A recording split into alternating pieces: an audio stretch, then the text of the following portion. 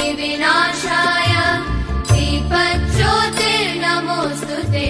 दीपज्योतिर्नमोऽस्तुते शुभं कुरु त्वं कल्याणम् आरोग्यं धनसम्पदः शुभं कुरु त्वं कल्याणम् आरोग्यं धनसम्पदः शत्रुबुद्धिविनाशाय दीपज्योतिर्नमोऽस्तुते दीपज्योतिर्नमोऽस्तुते शुभं कुरु त्वं कल्याणम्